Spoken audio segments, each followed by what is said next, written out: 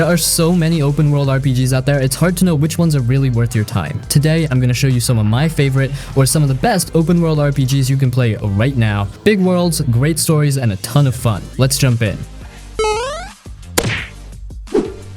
Final Fantasy 15. This one's kind of a weird one, man. Like, it looks like a Final Fantasy game, but then you're just cruising in a luxury car with your boys through this big open world, listening to old FF music on the radio, and honestly, that's kind of the charm. It's less chosen here on a Destiny quest and more like 4 bros on a long-ass road trip with monsters. The world's huge and really pretty. You've got these open highways, gas stations in the middle of nowhere, chill campsites, and all these hidden dungeons that feel super optional but really rewarding if you go off the path. You can literally stop the car, hop out, and just start wandering into the wild. It's got that open road feeling, like you're not rushing to the next quest marker, you're just vibing.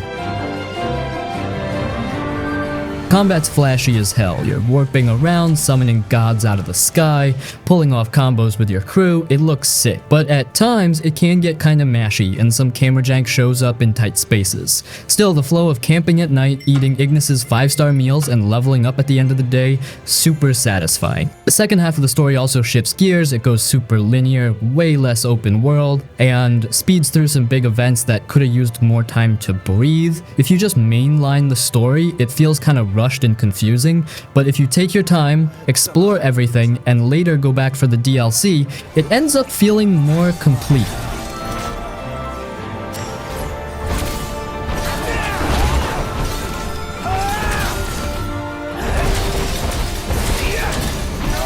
Fallout New Vegas.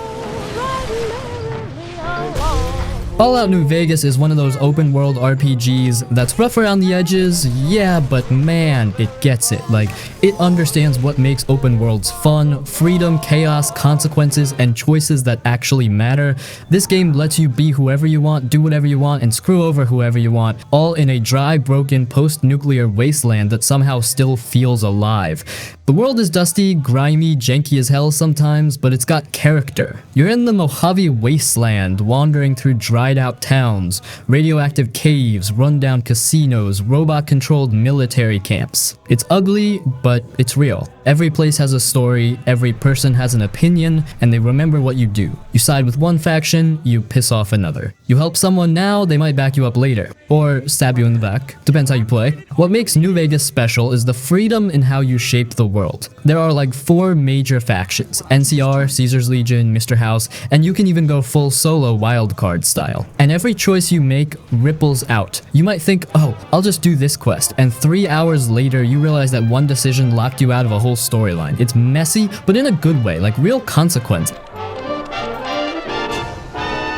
Gameplay? It's the same engine as Fallout 3, so it's janky, let's be honest. The combat's kinda clunky, animations are stiff, and bugs? Oh yeah, tons, but somehow it doesn't matter. The writing, the characters, the branching dialogue, the world building, it all carries the game, and if you're on PC, there are mods that clean a lot of that stuff up. Oh, and the tone, it walks that line between serious political drama and dark comedy perfectly. You've got tragic war stories, weird cults, cannibal families running hotels, Elvis impersonator gangs. It's wild, but it never feels forced. It fits the world. Fallout New Vegas ain't pretty, but it's smart, reactive, and full of personality. It trusts the player. It says, here's the wasteland, good luck, and sometimes that's all you need.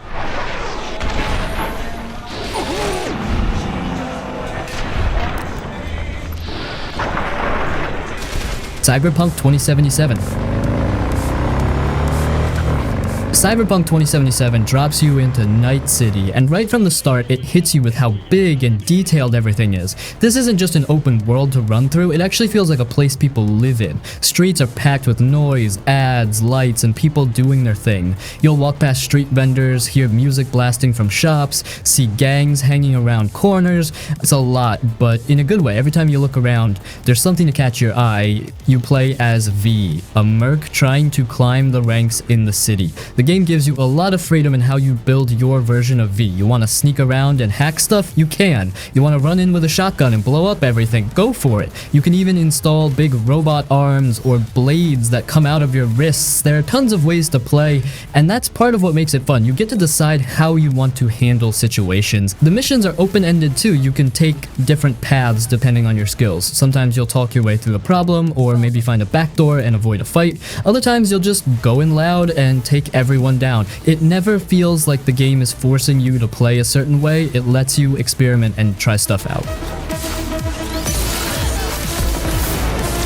The city itself is packed with side quests, jobs, and cool little moments. You've got main story missions that go deep into characters and choices, and then you've got all these gigs on the side, like helping a cop, stealing a car, hunting down dangerous people, or doing weird jobs for strangers. A lot of those side stories are actually really well written and interesting, sometimes even more than the main quest. Just driving around feels good too, especially on a motorcycle. Just riding through the city at night with the lights flashing past you feels awesome. There's also a fast travel system, but honestly, half the time you'll want to just drive and enjoy the view.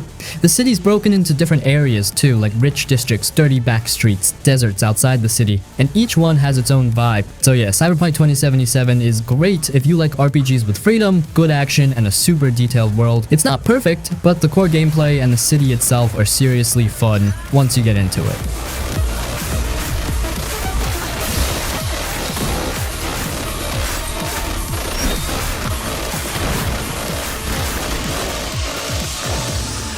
Gothic II. Know what fate. Let's go old school with Gothic II. This one's a real cult classic. It might look kinda dated now, but back in the day, this game defined what it meant to be dropped into a living, breathing world and told, figure it out yourself. You start as the nameless hero, just a regular dude who survived the first game, and now you're stuck in this dangerous medieval land crawling with bandits, wild animals, and angry townsfolk. No overpowered gear, no hand-holding, no glowing quest markers. The game straight up doesn't care if you're ready or not. You walk into the wrong area early on, something's gonna kill you fast. But that's the beauty of it. Gothic 2 earns your respect. It makes you feel weak at the start, but every little bit of progress, every skill you learn or armor upgrade you get, it matters. You really feel yourself getting stronger, and that slow growth hits harder than most modern RPGs where you're a god from the jump. With the help of the soldiers and the magicians who live around here. The open world isn't massive like today's games, but it feels dense. Every forest path, cave, or cliffside can lead to something. A hidden chest, a side quest, a character doing something weird. And people in the world actually react to your actions. Steal in front of someone, they'll call you out or attack you. Try to barge into a restricted area, guards will kick your ass. It makes the world feel alive, even if the tech is old. The factions are also a big part of the game. You can join the militia, fire mages, or mercenaries, and each one changes how people treat you and what skills you can learn. And Gothic doesn't let you do everything in one run, you gotta choose. That gives the game real replay value. Combat's janky, let's be honest. Especially if you're new to it, the controls feel clunky and it takes a bit to get used to fighting properly, but once it clicks, it's satisfying in that old school way. You can't just mash buttons, you gotta time your hits, manage your stamina, and actually think about fights. Same with magic, it's powerful, but you gotta work your way up to it. There's also a real charm to the world. The voice acting is kind of rough, the animations are stiff, but somehow it all works. The characters feel like real people with their own lives. The world has this raw, gritty tone that doesn't care about looking polished. It just feels honest. Gothic 2 definitely isn't for everyone. It's hard, kind of awkward, and doesn't explain much. But if you want an RPG where you're dropped into a wild world and have to survive, grow, and make your own way, this game nails that. It's open world done right, just in an old school, no hand-holding kind of way. He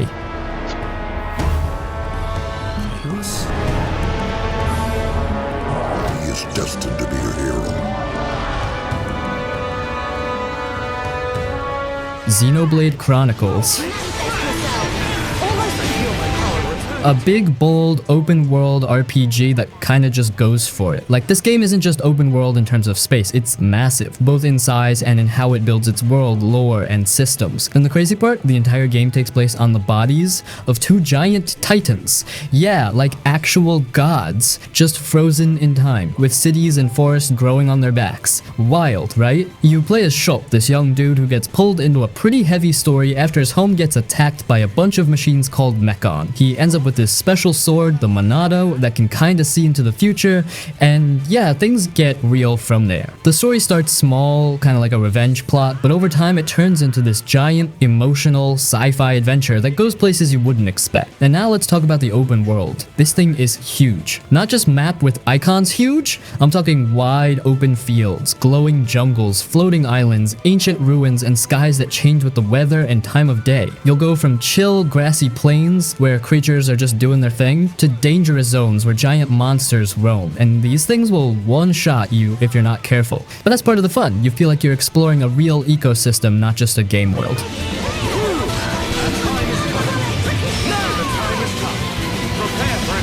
And it's not empty either. There are hundreds of side quests, hidden items, secret locations, optional bosses, and a whole bunch of NPCs with their own schedules. Like, people actually walk around, go to sleep, eat meals.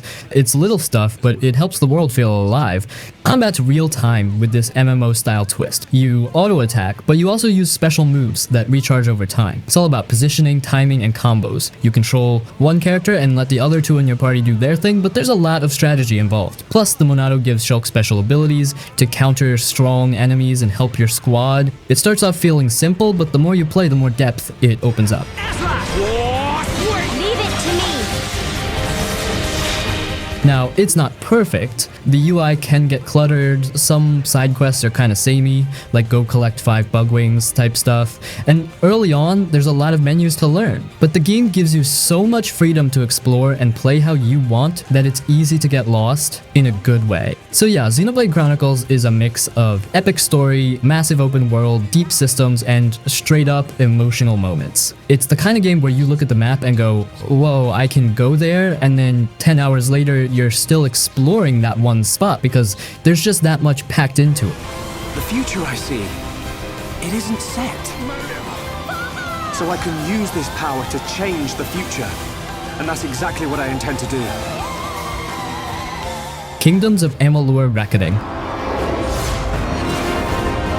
This one's kind of a hidden gem. It came out back in 2012 and honestly flew under a lot of people's radar, but if you're into open world RPGs with fast, smooth combat and tons of loot and quests, this one's got what you're looking for. So first off, you don't start off as anyone important. You're literally a dead body on a pile of corpses. Then boom, you get brought back to life. No memory, no destiny, nothing. But here's the twist. Now that you've come back from the dead, you're off the grid when it comes to fate. Everyone in this world has a fixed destiny, except you. You can change yours. That means you can build your character however you want and the world reacts to the fact that you're different. You can literally reshape the story and change the lives of others, which is kind of cool. The open world is huge, colorful, and packed with stuff to do. It's not dark and gritty like some other RPGs. It's bright, magical, and full of fantasy vibes. You've got forests, caves, swamps, big cities, ancient ruins, all with that classic fantasy feel. There are tons of side quests,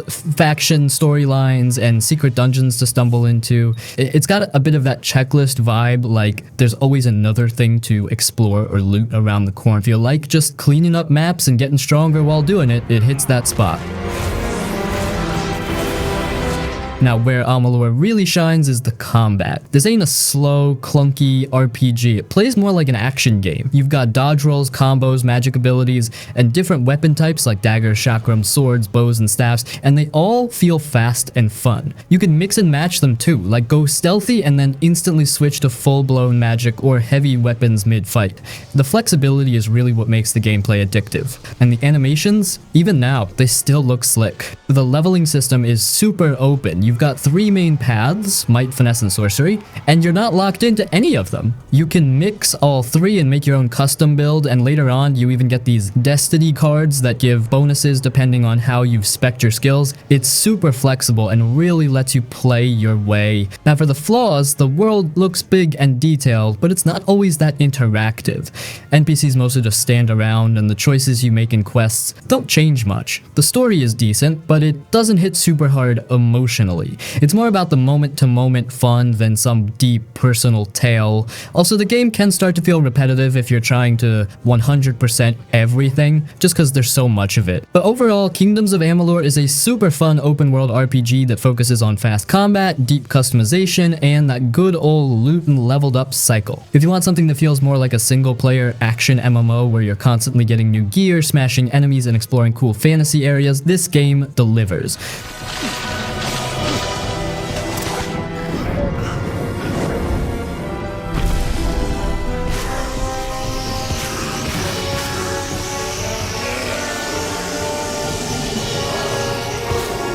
Fable II. Make a stand.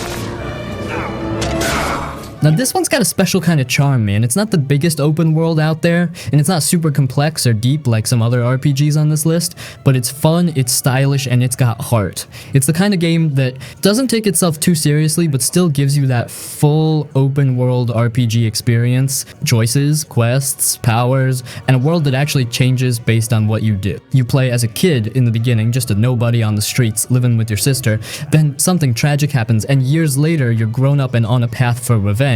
But how you get there is totally up to you. You can be a hero, a total jerk, or something in between. And yeah, the game remembers. People in towns react to your choices. If you're evil, they're scared of you. If you're nice, they love you. You can literally buy every house in the game, become a landlord, get married, have kids, or just go around farting in public. The game lets you mess around. The world isn't massive, but it's broken into cool, handcrafted areas that are full of personality. You've got spooky forests, peaceful farms, shady towns, castle ruins. It's not just copy-pasted terrain. Each spot feels like it has a story, and as you move through the game, you'll see the world change. Like, if you choose to develop an area, it becomes modern and rich. If you ignore it, it might stay poor and rough-looking. That kind of stuff really sticks with you.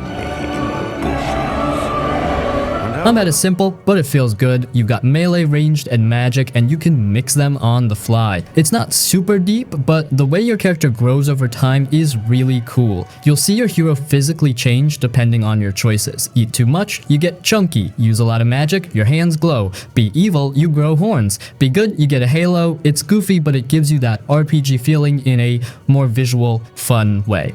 So yeah, Fable II is like the cozy, slightly weird fantasy RPG you didn't know you needed. Not the most epic or the most polished, but full of charm, freedom, and memorable moments. Definitely worth visiting if you want something light, playful, but still packed with choices and adventure. Be feared. Be worshipped. Be mocked. Be loved. Witcher 3. Land of love and wine. This is the open world RPG that changed the game for a lot of people. It's huge, yeah, but it's not just big for the sake of it. Every area feels like it matters. Every quest feels like it was written by an actual human, not just thrown in. And the world, it's dark, detailed, and full of life, even if a lot of that life wants to kill you. But you play as Geralt of Rivia, a monster hunter for hire, kind of like a medieval bounty hunter with magic. He's not a chosen one or some fresh-faced hero. He's grumpy, experienced, and honestly just trying to get paid and find the girl he sees as his daughter. What makes Geralt cool is that he already knows the world. You're not building a character from scratch, you're stepping into the boots of someone who's been around, and that makes the writing feel way more natural. The world is split into a few giant areas: Velen, Novigrad, Skellige, and more, and they're packed. Forests, cities, villages, swamps, mountains, islands, you name it. You're constantly running into weird stuff off the path. One minute you're hunting a werewolf, the next you're helping a ghost get closure, or dealing with some dude who made a deal with a demon and now regrets it.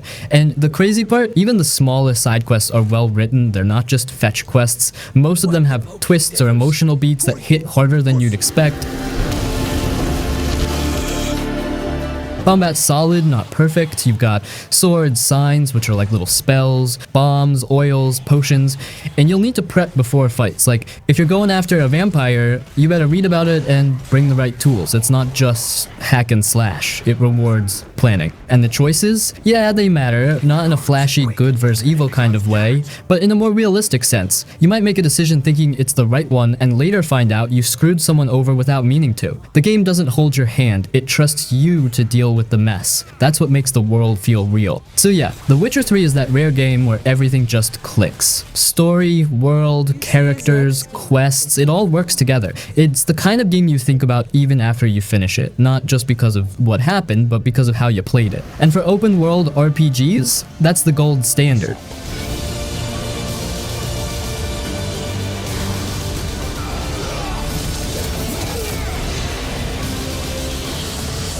Dragon's Dogma Dark Arisen.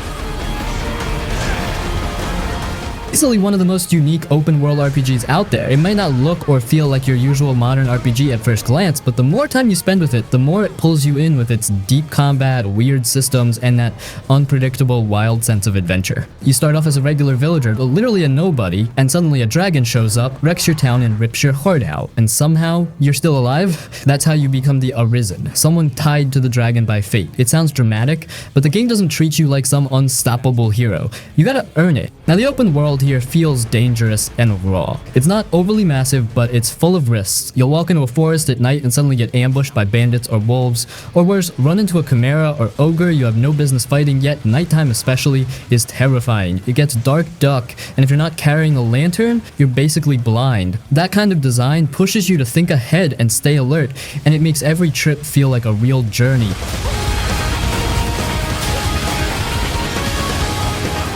Where Dragon's Dogma really stands out is the combat. It's fast, responsive, and surprisingly deep. You've got climbing mechanics that let you grab onto huge enemies like ogres or griffins and stab them in weak spots while they're flying or thrashing around. Different classes like fighter, strider, mage, etc. play completely differently, and you can switch between them as you level up. Whether you're using swords, bows, or magic, it all feels satisfying, kind of like a mix between Dark Souls and Monster Hunter, with a bit of Devil May Cry energy in how flashy some moves are. Then there's the pawn system, which is honestly kind of wild. You create a companion, your main pawn, who levels up with you and learns from your behavior. You also hire 2 other pawns made by real players, and they bring with them knowledge from quests and enemies they've seen in their game. So even when you're playing offline, it feels connected. It adds a strange but cool dynamic, especially when your pawn gives useful advice or gets picked by other players and comes back with gifts or gold.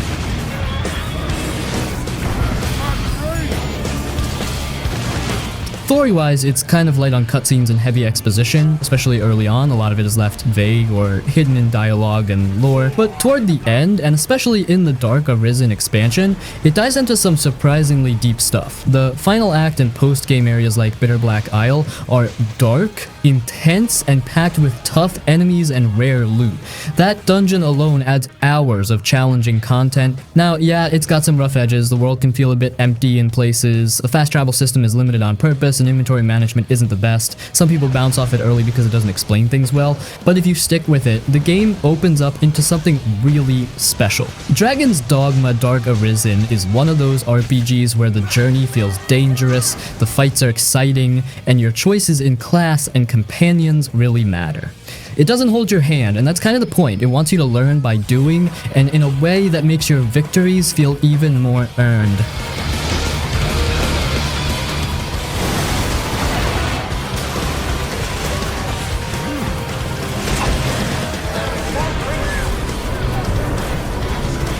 Divinity Original Sin 2.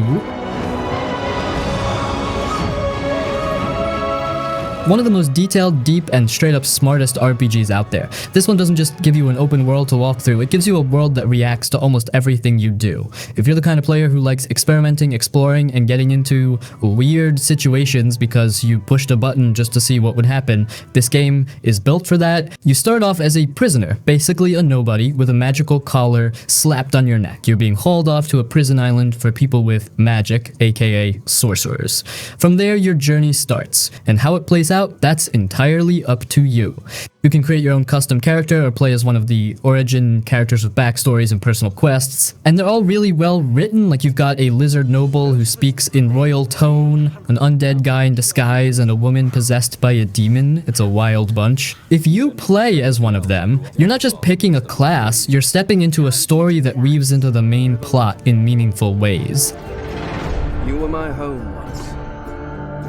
Now the world itself is broken into big open areas, not one giant map, but each zone feels like a full sandbox. You can go anywhere, talk to anyone, steal stuff, kill people, sneak around, blow up walls, teleport across gaps. The game rarely says no. There are quests you can solve in 5 or 6 different ways depending on your skills, dialogue choices, or just straight up creativity. Like you could talk your way into a guarded area, or turn invisible and sneak in, or teleport a barrel through a crack in the wall, or just pick a fight and see what happens. The combat system is fully turn-based and it's brilliant. It's not about just doing more damage, it's about using the environment. You can set the ground on fire, electrify water, freeze blood, summon monsters, teleport enemies, use high ground for extra damage, and chain it all together in super creative ways. You're always thinking a few steps ahead. And if you play co-op, it gets even crazier because each player can go off and do their own thing, even start fights or quests separately. It's chaotic, but in a fun, controlled way.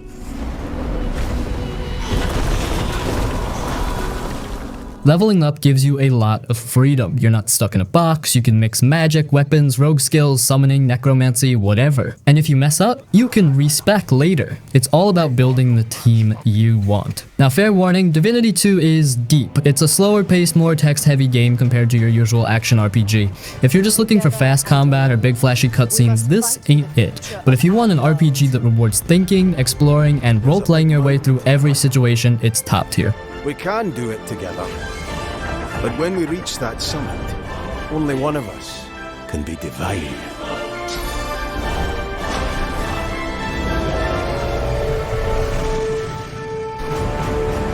GreedFall.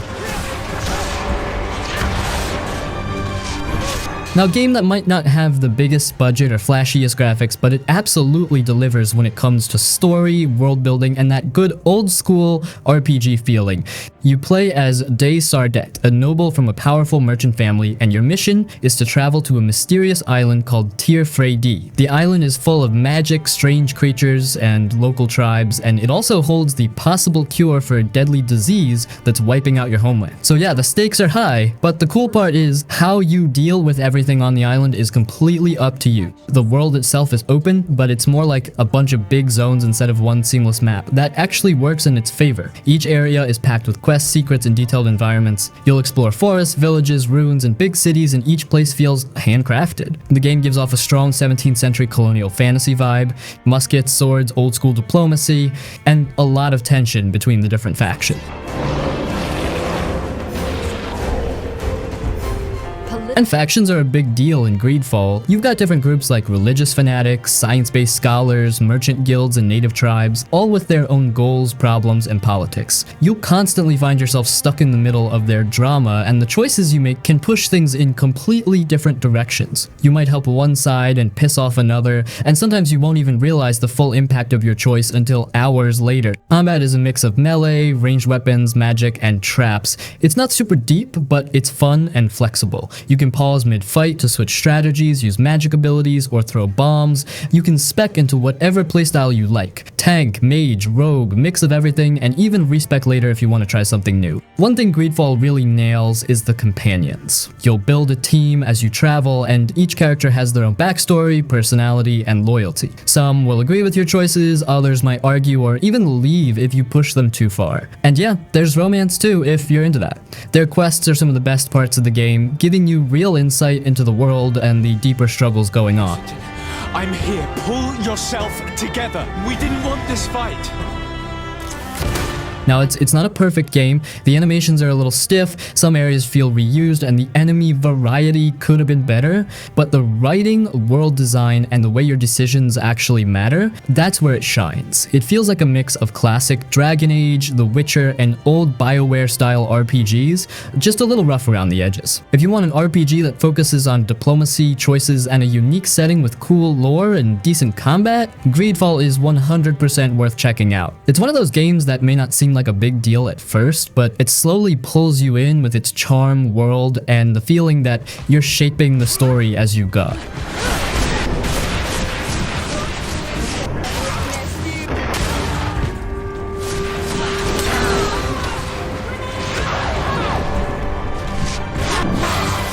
Outward.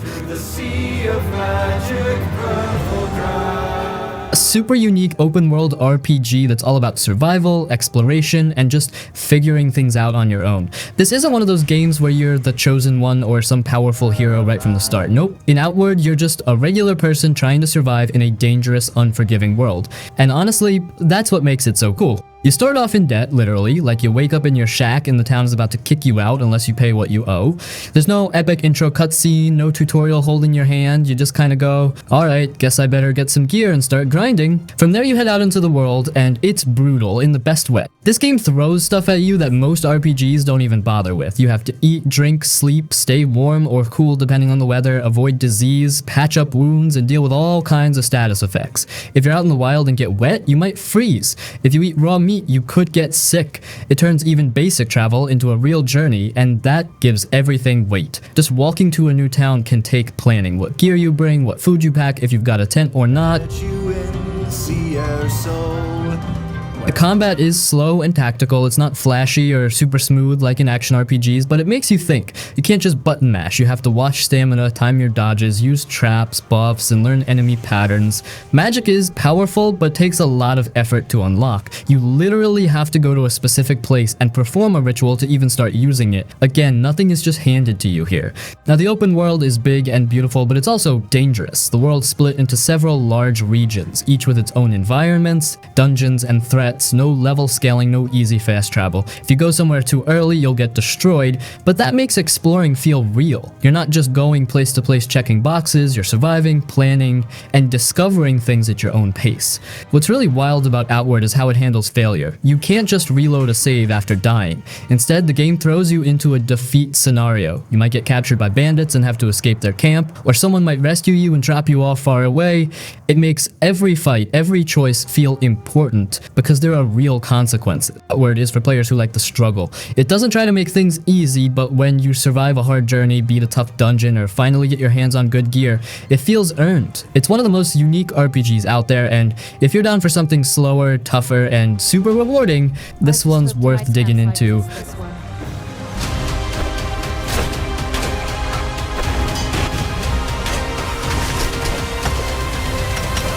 Vampire the Masquerade Bloodlines. This one's not your typical open world RPG. It's more like a semi-open world with big hub areas, but the freedom, choices, and role-playing depth are off the charts. You play as a brand new vampire freshly turned without permission, which in vampire society is a huge deal. So now you're thrown into the middle of this underground world full of vampire politics, shady deals, betrayals, and ancient monsters. And it's all happening in the dark corners of Los Angeles, in places like clubs, back alleys, warehouses, sewers, and creepy mansions. It's gritty, it's weird, and it pulls you in hard. Right from the start, the game asks you to choose your clan, and that totally changes how you play. Want to be a smooth-talking social manipulator? Go Ventru. Want brute strength and chaos? Try Bruja. Want to sneak around or be an outcast who sees visions and talks to themselves? Play Nosferatu or Malkavian. And yeah, if you go Malkavian, even the dialogue options are completely different and totally unhinged. It's honestly one of the coolest RPG systems ever.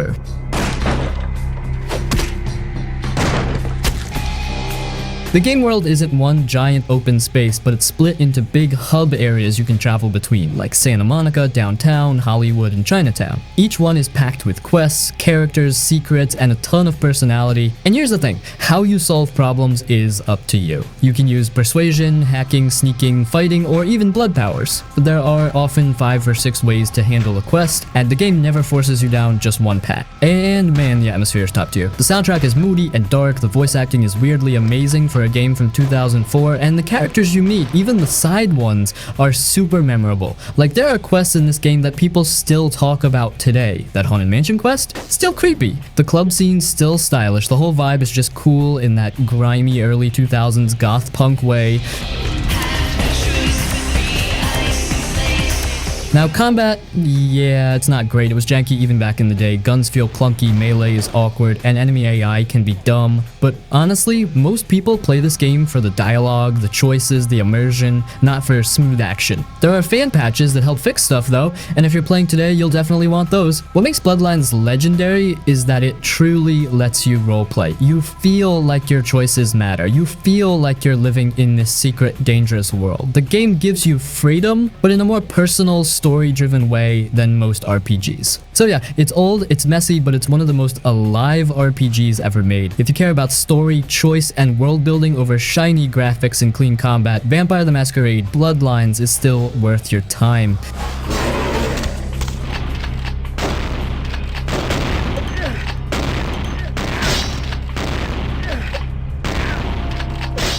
Final Fantasy VII Rebirth. One of the most hyped RPGs of the last few years, and honestly one of the wildest mixes of modern blockbuster design and classic JRPG vibes you'll find today. So first off, this is the second part of the FF7 remake trilogy, and it picks up right after the crew escapes Midgar. You're playing as Cloud, the spiky-haired merc who's still trying to figure out what's going on with his memories, his past, and this whole situation with Sephiroth, who's somehow back and more confusing than ever. But you've also got your full team now: Tifa, Aerith, Barrett, and Bread13. And as the story goes on, you even meet more playable characters like Yuffie and Kate Sith. It's a stacked lineup. But let's talk about the open world, because yeah, this is where Rebirth really goes all out. The game opens up in a big way. You're exploring full zones that look like something out of a high-end movie. Forests, coastlines, mountain paths, towns with personality. Each area feels handcrafted, and it's all connected by chocobo travel, vehicles, and side activities. It's not quite go anywhere anytime open world, but it's way more open than the first game, and honestly it feels great. There's a lot to do too. You've got classic side quests, chocobo races, mini-games like Queen's Blood, the card game, materia hunting, hidden bosses, and optional storylines that give you more backstory on the world and your companions. It can get a little Ubisoft style at times, lots of icons and collectibles, but the good news is most of it's optional. If you just want to stick to the main story, you can still get a tight, focused experience, and if you love doing everything, you'll have 80 plus hours easy. Combat is still that awesome hybrid real-time / turn-based system from Remake, but Rebirth adds way more depth. You've got synergy skills between party members, more enemy types, and way more freedom to build out each character's loadout with material weapons and abilities. It's smooth, fast, and just straight up fun. Like, it makes grinding feel good.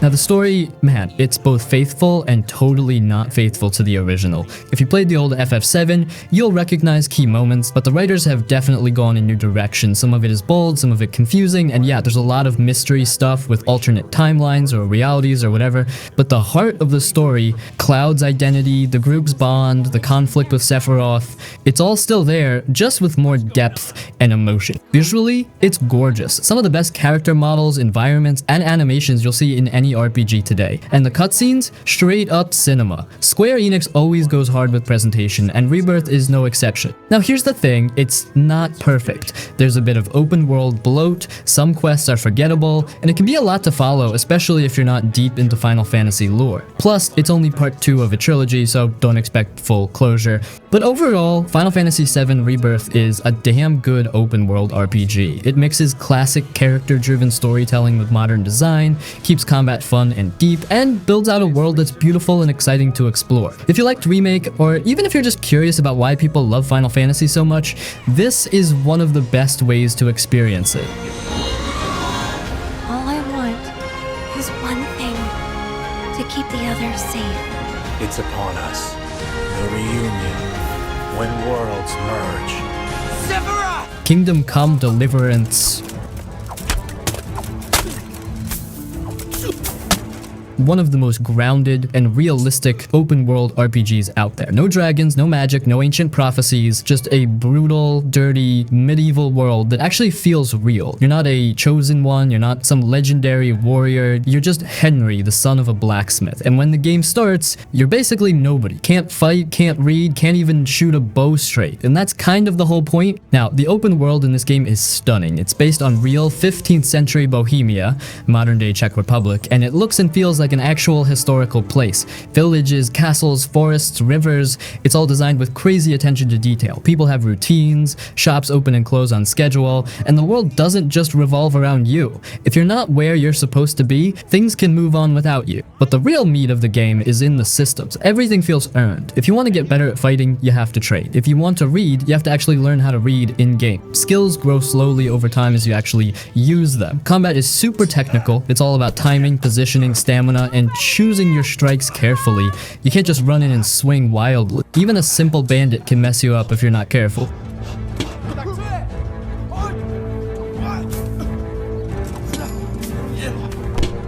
And yeah, this game is hard at first. It doesn't hold your hand, there's no magic fast travel unless you unlock it later, no big glowing markers telling you where to go. You need to eat, sleep, clean your clothes, take care of your wounds, and pay attention to how people see you. Walk into a noble's hall covered in blood and dirt, and they're not going to treat you like a hero.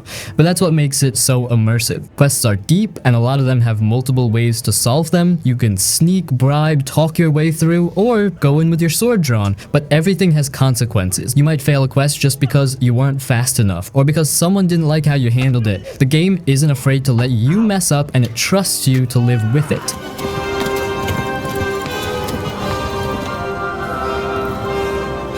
Now, yeah, there are rough edges. The game had a buggy launch, and while it's much better now, it can still be a little clunky. The save system is weird, you need a special drink to save manually, the UI takes getting used to, and sometimes it can feel slow. But if you're into deep, realistic role-playing and a world that doesn't treat you like the center of the universe, Kingdom Come Deliverance hits different. It's one of those games that really sticks with you, especially once you start leveling up and making a name for yourself. You'll go from a scared peasant who can barely swing a sword to a full-blown knight, but you'll remember every step of how you got there.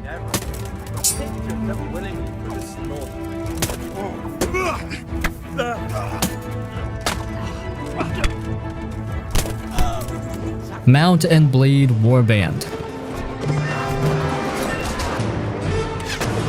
A game that doesn't really look like much at first, but once it clicks, you're hooked for hundreds of hours. It's not flashy, it's not cinematic, but it's easily one of the most addictive and open-ended RPG sandboxes ever made. You don't start as a hero, you don't even have a main story, you just create your character choosing your backstory, skills, and stats, and get dropped into this massive medieval world called Calradia. From there, it's totally up to you what kind of life you want to live. You can be a wandering merc, a traitor, a rebel, a bandit, or even rise up and become a king. No hand-holding, no main quest, just you, your decisions, and the world reacting to them. Now, the world isn't super detailed in a modern RPG sense. It's more like a big map with towns, castles, villages, and roaming armies, but it's alive. Factions are constantly fighting, lords are forming alliances and breaking them, towns are getting raided, and power is always shifting. And you're just trying to survive and maybe take advantage of the chaos. Combat is the real star here. It's all real-time, large-scale battles, and they're brutal and chaotic. You'll command armies of soldiers, ride into battle on horseback with a lance, lead sieges, and defend castles. And the crazy part, you're in it, not just giving orders from a menu. You're in the mud with your troops, swinging your sword, blocking, shooting arrows, or charging through enemy lines on horseback. The melee system takes some time to get used to. It's directional, skill-based, and not easy at first, but once you learn it, it feels incredibly satisfying. You can recruit soldiers from villages, train them up, equip them, and build your own personal army. And it's not just about numbers. Troop types, morale, positioning, and timing all matter. Losing half your army because you got cocky or attacked without a plan, that hurts, but that's what makes it good. And then you can also go political, swearing loyalty to a kingdom, becoming a vassal, managing land, or even starting your own kingdom. That's where the game really opens up. You'll be making alliances, capturing castles, dealing with rival nobles, and trying to hold your ground while everyone else wants your land. It's part RPG, part strategy game, part chaos simulator. Yeah, the graphics are outdated, yeah, there's not a ton of voice acting or cutscenes, but honestly, it doesn't matter. The systems are so deep and flexible that you just get lost in it. One moment you're fighting off bandits in rags, the next you're marching across the map with 100 soldiers under your banner. Mount & Blade Warband is not a game that tells a story to you. It's a game that lets you tell your own story. And every playthrough feels different. Some players go full warlord, some go economy and trade routes, some go lone wolf. It's totally open-ended. So yeah, not the prettiest, not the smoothest, but if you want a hardcore player-driven RPG that mixes action, strategy, and total freedom, Warband is still one of the best out there.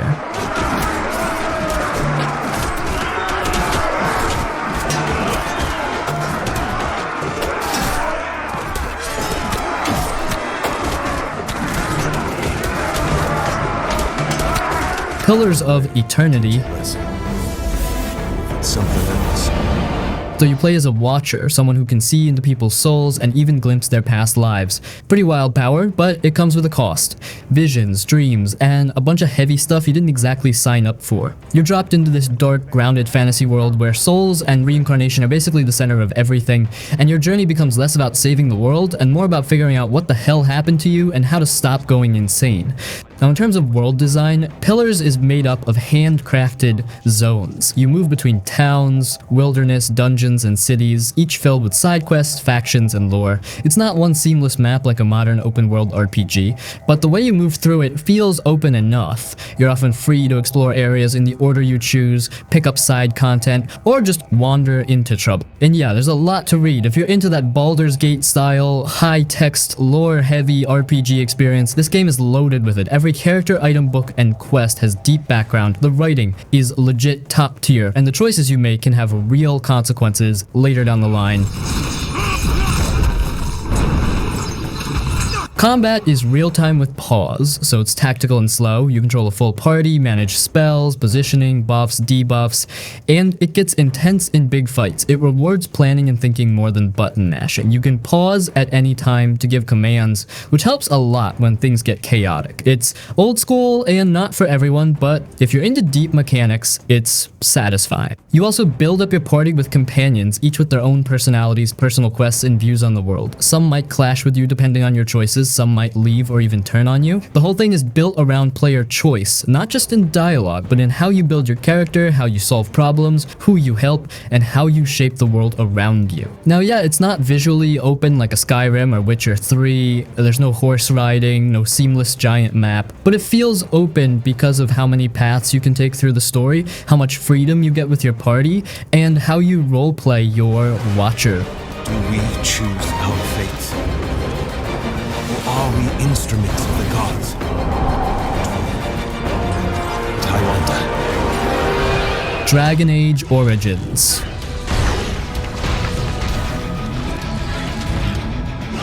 You play as a Grey Warden, part of an ancient order meant to stop these monsters called the Darkspawn, who are basically corrupt demon things coming up from underground to wipe out humanity. But here's where it gets interesting. The way your story begins actually depends on the race and background you pick. There are 6 different origin stories, like being a noble, a mage, an elf servant, a dwarf commoner, and each one changes how people treat you and how your story plays out. It's called Origins for a reason. The world of Ferelden isn't fully open, you don't walk seamlessly from place to place, but it's split into large hub areas and you decide the order you visit them. Need allies to stop the coming war? You can go to the dwarves in Orzammar, the mages in the Circle Tower, the elves in the forest, or even deal with werewolves and political drama. Each zone is basically its own mini RPG, packed with branching paths, side quests, and moral choices that really matter. And those choices, they're not just flavor. They can totally shift the story. Characters live or die, factions support you or turn against you. You can solve quests through violence, charm, lies, or logic, and the game reacts to what kind of person you're becoming. Even in the final mission, who shows up to fight with you depends on the decisions you made throughout the game. It's that kind of player-driven storytelling that BioWare used to be kings of. Have changed. They're smart now. They destroyed the Legion. Beware the children. Combat is real-time with pause, where you can command each member of your party, plan out tactics, queue up spells and attacks, and make use of positioning. It's slower than modern action RPGs, but it gives you a lot of control, and on harder difficulties, it really forces you to think. Your companions are a huge part of the experience. Characters like Alistair Morgan and Liliana aren't just there for combat, they have personal quests, opinions on your choices, and full-on relationship systems. You can befriend them, romance them, or even turn them against you, and they'll call you out if they don't like what you're doing. That party banter, those tough loyalty moments, that's where Dragon Age really shines. The game's got a darker tone than a lot of fantasy RPGs too. It's gritty, political, and not afraid to deal with tough stuff, like corruption, betrayal, or wiping out an entire race depending on your choices. But it still gives you freedom to be the kind of hero or anti-hero you want to be. The events at Ostagar still haunt my thoughts, Warden.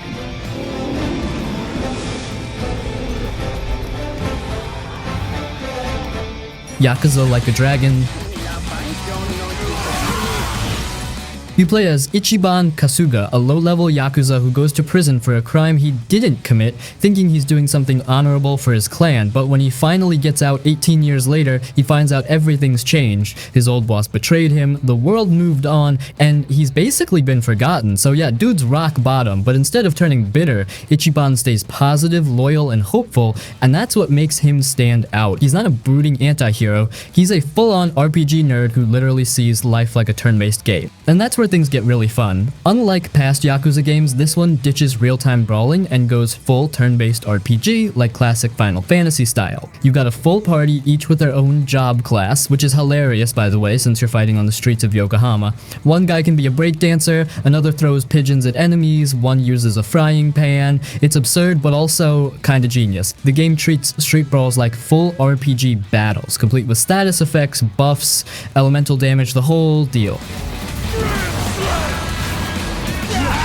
The city of Ijincho is your big open world zone. It's not as massive as something like Cyberpunk or Witcher 3, but it's packed with stuff to do. Side stories, minigames, secret dungeons, item collecting, crafting, even running your own company. Seriously, there's a whole business management sim in here. The world feels lived in, not because it's massive, but because it's dense, with weird, funny, emotional things to stumble into. Story-wise, it's got that Yakuza drama, betrayal, loyalty, crime family politics, emotional twists, but with Ichiban at the center, it feels fresh and more heartfelt. He's a dork, but he's got heart. And watching him build a found family from total strangers is honestly one of the best parts of the whole thing. Now yeah, some folks might say it's not open world enough, but honestly, the amount of freedom you get in Ijincho combined with all the RPG systems, the insane job classes, and the story branching, it 100% earns a spot on a best open world RPG list. Yakuza Like a Dragon is weird, funny, deep, and totally unique. And if you want something that mixes turn-based RPG combat with street-level storytelling and a ton of heart, this game hits hard.